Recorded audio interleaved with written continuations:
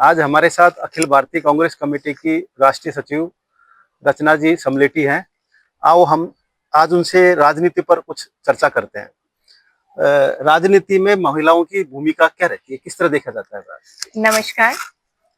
राजनीति में महिलाओं की भूमिका बहुत बड़े लेवल पे तो नहीं थी, लेकिन धीरे धीरे महिलाएं आगे आई, शिक्षित हुई और राजनीति में उन्होंने पैर जमाना शुरू किया। तो राजनीति में जब महिलाएं होती हैं तो महिलाओं में अपार असीम ऊर्जा होती है। वो चाहूं और देखती हैं अपने क्षेत्र के बारे में, अपने लोगों के बारे में, और स्पेशली उन महिलाओं के बारे में जो वंचित शोषित तबके से आती हैं, क्योंकि महिलाएं घरों में रहती हैं और उन तक हर सरकार की नीतियां, रणनीतियां या कार्यक्रमों का क्रियान्वयन नहीं होता या उन तक उनकी पहुंच नहीं हो पाती। अगर एक महिला राजनीति में है तो वो सबसे पहले महिलाओं के बारे में सोचेगी, महिलाओं के अच्छे बुरे के बारे में सोचेगी, महिलाओं पर राजनीतिक योजनाओं के अच्छे बुरे प्रभावों के बारे में सोचेगी, और इन योजनाओं को, सरकार की योजना या स्कीम को महिलाओं तक कैसे पहुंचाना है या घर के चूल्हे तक कैसे पहुंचाना है, ये एक महिला से बेहतर कोई नहीं जान सकता। राजनीति में महिलाओं को किस तरह की परेशानियों का सामना करना पड़ता है? मैं कहूँ तो राजनीति तो है ही संघर्षों से और चुनौतियों से भरी, और अगर महिलाएं राजनीति में आती हैं तो उनके लिए संघर्ष और चुनौतियां दुगनी हो जाती हैं। तो हर जगह पर उनको एक लेबल लगा दिया जाता है या उनको एक ऐसी दृष्टि के साथ लोग देखते हैं, ये तो राजनीति में है, ये तो यहाँ जाती हैं या अकेली घूमती हैं या ये बोलती हैं लोगों के सामने या ये लोगों में बैठती हैं। इस तरीके से समाज में लोग उनके बारे में चर्चाएं करते हैं, लेकिन ऐसा नहीं है। धीरे धीरे लोगों को समझ बढ़ने लगी, लोगों ने जाना कि महिलाएं राजनीति में भी अपना परचम लहरा रही हैं।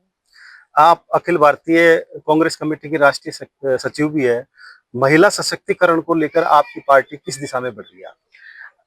मैं आपसे बात करूं तो महिला कांग्रेस की बात करती हूँ। मैं महिला कांग्रेस में हमारी राष्ट्रीय अध्यक्ष अलका लांबा जी ने मुझे अभी महिला अखिल भारतीय महिला कांग्रेस की राष्ट्रीय सचिव का नाम दिया है, सम्मान दिया है। मैं उनको धन्यवाद देती हूँ आपके चैनल के माध्यम से।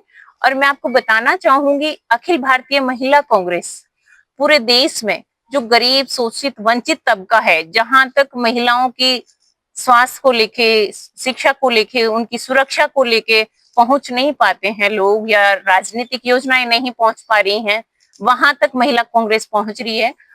महिला कांग्रेस ने 1 लाख बेटियों को गोद लिया हुआ है। वो उनके स्वास्थ्य को ध्यान में रखते हुए उनके पास हर महीने सैनिटरी नैपकिन्स, पैड पहुंचा रही है।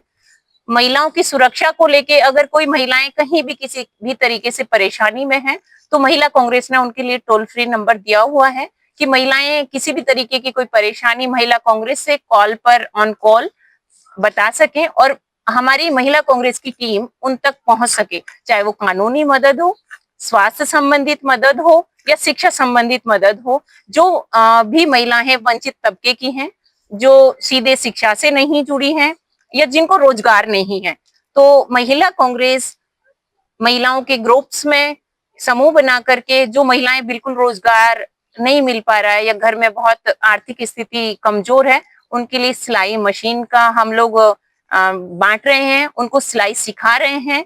और पैड बनाने की मशीनें हमने लोगों के घरों में लगाई हैं। महिलाएं अपना ग्रुप बनाती हैं और उस ग्रुप में एक मशीन हम लोग देते हैं, उनको फ्री प्रोवाइड करवाती है अखिल भारतीय महिला कांग्रेस।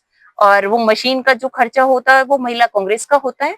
जो कच्चा माल सामान दिया जाता है वो भी महिला कांग्रेस की तरफ से दिया जाता है। बस उन महिलाओं को वो मशीन से वो पैड्स बनाने हैं, पैकिंग करके अपना मैन्युफैक्चरिंग करके बेचना है, और बेचने से जो उनको आमदनी होगी वो उन महिलाओं की अपनी होगी, उनके परिवार चलाने में मदद मिलेगी। इसी तरीके से महिलाएं सिलाई सीख रही हैं, हमने सिलाई सेंटर खोले हैं और उनसे सिलाई करके वो अपना घर चला पाएंगी। तो इस तरीके की आर्थिक मदद के लिए भी महिला कांग्रेस काम कर रही है। जिस प्रकार से राजनीति में लगातार गिरावट आती जा रही है, काफी ऐसे कई मामले भी आए हैं कि जैसे कोई महिला नेत्री है, उनके साथ में गलत व्यवहार, गलत टिप्पणियां वगैरह होती है। तो अब आप इसको किस रूप में देखती है? जो महिलाएं जो राजनीति में आना चाहती है, उनको किस तरह की सीख देगी आप?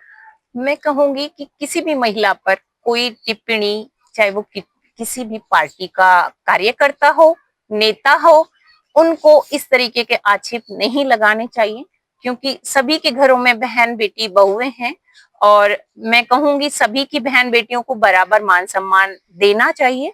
अगर कोई इस तरीके के आक्षेप या टिप्पणी करता है तो वो बिल्कुल अच्छी बात नहीं है। चलो, मेरा लास्ट अंतिम सवाल है कि आपके नाम के साथ में समलेटी कैसे जुड़ा? मैं आपको बताना चाहूंगी कि मेरा सरनेम समलेटी मेरे गांव का नाम है। कहते हैं कि बेटी की शादी के बाद उसका ससुराल ही उसका घर होता है, उसका परिवार होता है।